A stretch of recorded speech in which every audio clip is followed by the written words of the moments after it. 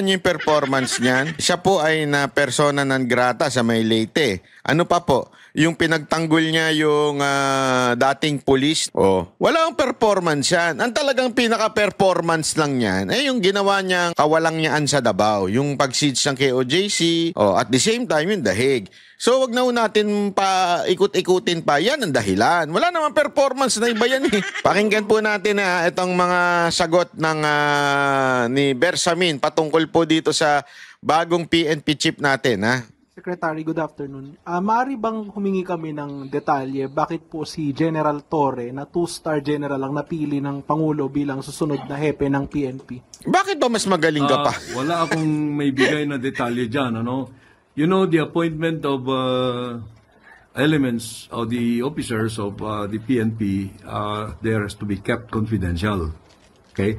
We should respect that confidentiality, but it's the President's discretion, which I consider to be absolute, because he is actually the, well, you cannot consider that Commander-in-Chief kasi civilian yan, no?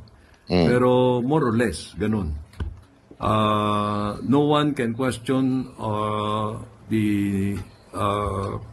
use of that discretion. Wala naman nagka-question doon. You are not answering the question. Ano ang naging basihan? Hindi naman ako kini-question.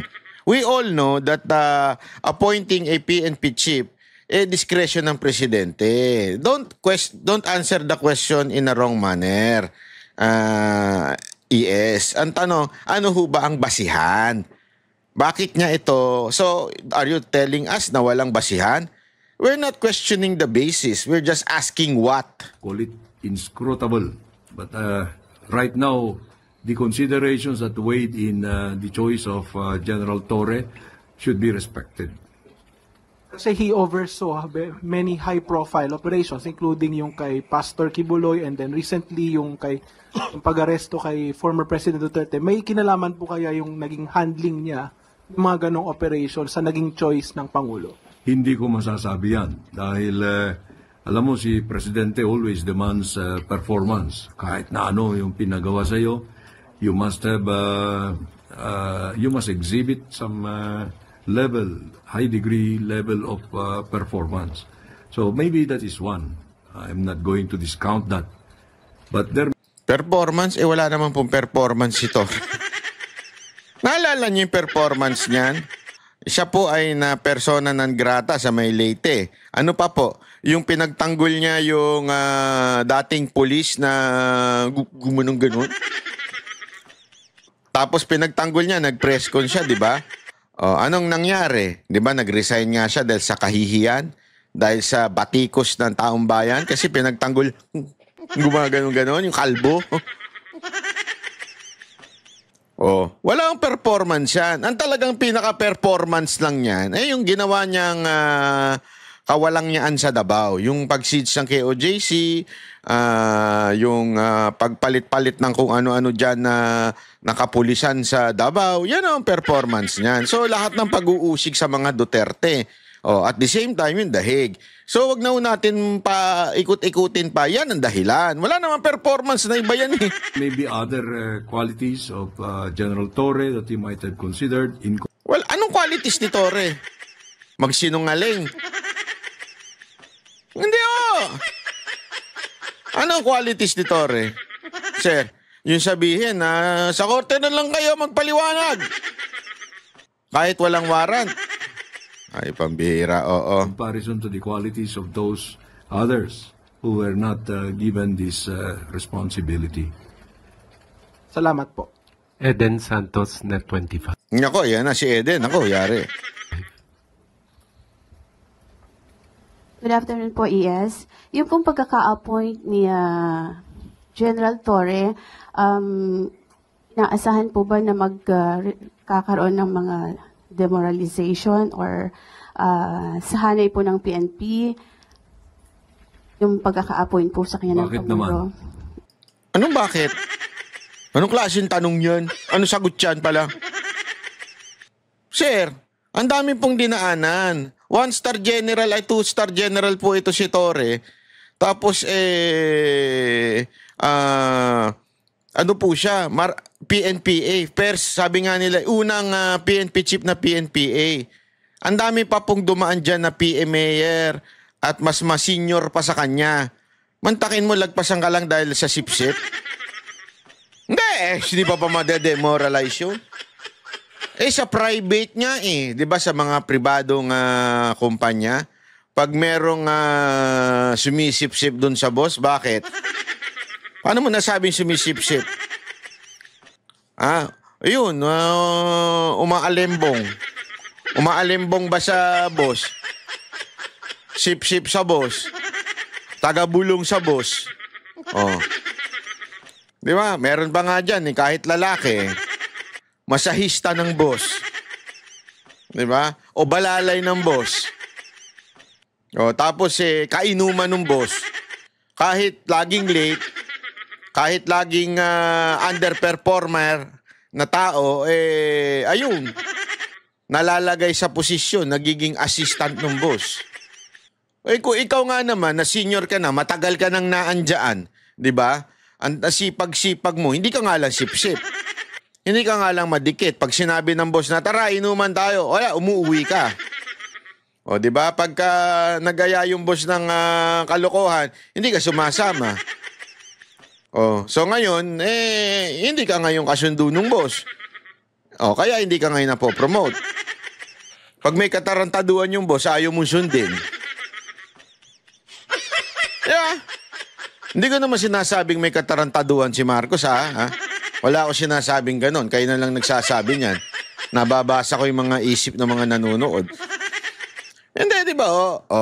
Ito si Torre, alam naman po natin, ang daming nilagpasan nito na mas marami pa po. Kaya nga mas, kung pipiliin nyo yung 5, mas may sinabi ng 5 Kasi yun yung mga senior importante yan sa PNP. Alam mo, sa totoo lang, may naririnig ako na sabi nila, talagang wala na.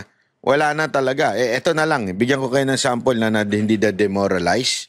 O na-demoralize ang PNP. Bigyan ko kayo ng sample. Gusto nyo? Tingnan mo. Yung binoto ng PNP at saka ng mga sundalo natin, wala ni isa doon sa alyansa. Doon pa lang, yun ay nagsisimbolo na talaga nga namang wala nang galang o ika nga hindi na nila nirerespeto yung endorsement ni Marcos, 'di ba? Doon pa lang alam mo nang demoralize na itong mga uniform personnel. Hindi lang sila nakakapagsalita dahil alam niyo naman paparusahan sila. Lalo na ngayon, ayan na. Anyone na lumaban o magsalita laban na sa kay Marcos, siguradong tatablahin ito ni Torre. Simula na. Simula na ng, ewan ko kung ito ba'y matatawag nating martial law. Hindi ko alam pero tingnan natin kung ano hong mangyayari dito. Sandali, may tumatawag. Naku po, sandali lang po. Mamaya na, sir. Anyway. So, ayun nga po, ayun ang masasabi natin dito. Tuloy natin. Kung titingnan po yung mga background po ng iba pang contender, hindi po kaya magdulot ito ng problema sa hangin? Palagay ko naman, hindi. Dahil professional yung mga hanay ng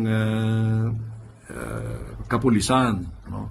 They're all very great professionals. They're very decorated individuals, so they just follow what the commander-in-chief or what the president desires.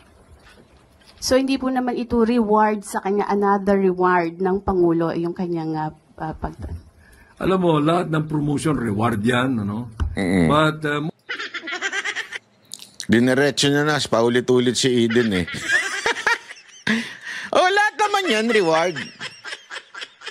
Lahat naman yan, reward. Tingnan nyo na, reward. most promotions are given on merit. So let us assume that this was Lahat naman daw yan reward. Promotion on merit. Agoy! given on merit. Because, it was not an easy decision on the part of the President. He considered, to my recollection, 5 names. No? And you must probably have an idea of who those 5 were. But as of this time, the decision was already made, and it favored Police Major General Torre. By the time he accepts this appointment, he will have the 4 stars. That is the regulatory rank, the stars. Thank you po. Ira Panganiban, DZRJ. Grabe, no? Matindi talaga itong ginawa ng gobyerno natin. Ako ang na alam nyo, meron tayong mga tropa dyan na kaibigan natin. Mga opisyal, meron din mga nasa baba. Alam ko yung hirap at pagod ng isang pulis. Hindi ho biro maging isang pulis, mga kababayan. Lalo na mga panahon ng holiday, di ba? Wala silang choice. They have to work kahit po may holiday. At napakahirap po dyan. Tinaasan na nga ni Pangulong Duterte yung sahod ng mga pulis. Ang dami namang forced loan dyan sa loob ng PNP. Yung talagang puwersahan kang pauutangin. Paano ka naman di mangungutang nagpapautang sa'yo, napakataas ang posisyon. Di ba? Ay, sus, alam natin yan. Kaya nga marami dyan, baon sa utang. Dahil nga kahit tumaas yung kaya tuloy talaga nagloloko pa rin yung iba. Alam niyo, napakahirap talaga maging pulis. Hindi ho biro ang maging isang pulis. At sa dami ho ng sakripisyo, trabaho ng mga naandyan po, talagang hindi mo matatawaran ng kanilang pagsasakripisyo.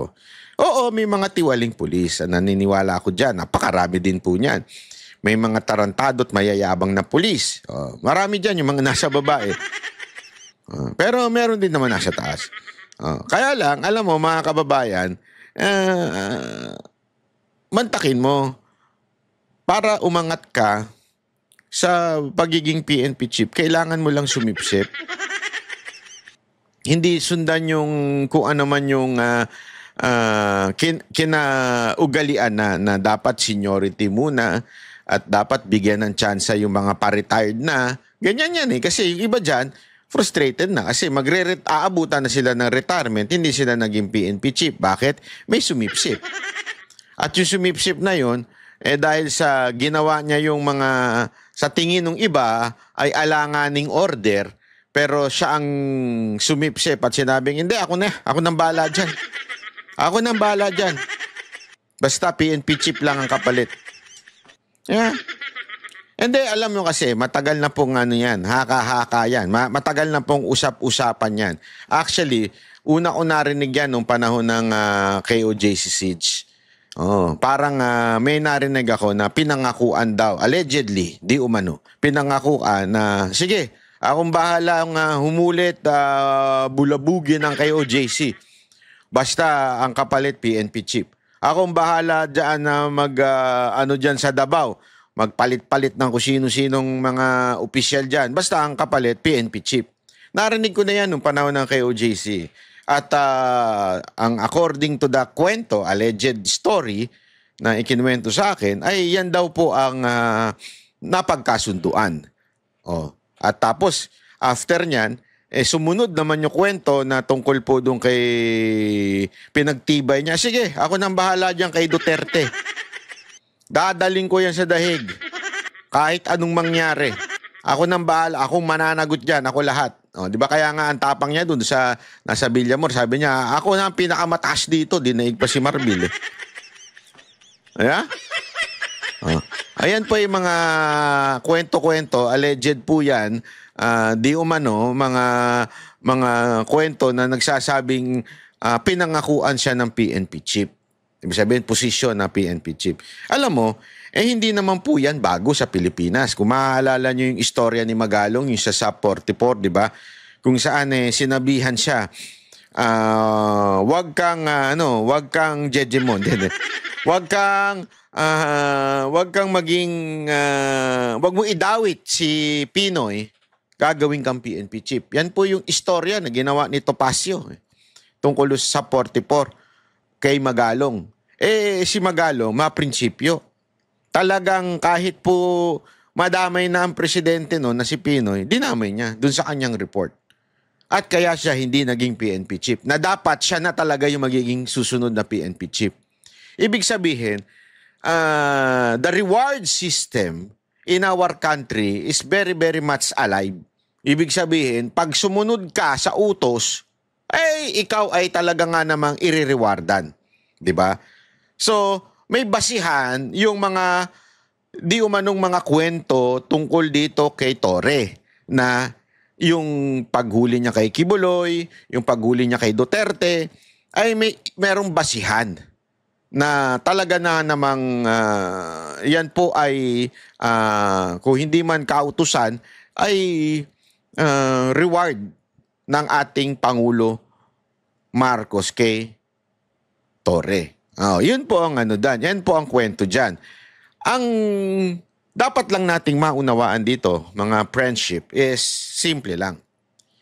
Even if i-deny ni Marcos na wala siyang kinalaman sa panggigipit sa mga Duterte, wala siyang kinalaman sa impeachment, lahat wala siyang kinalaman, ay hindi niya pwedeng i-deny.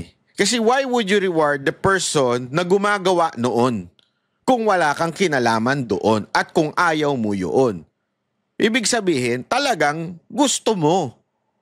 Iba lang yung sinasabi mo publicly, pero iba yung galaw mo. Kasi tandaan natin there are two Marcos in the government. It's not Aimee, okay? It's Marcos the talk and the Marcos the doer.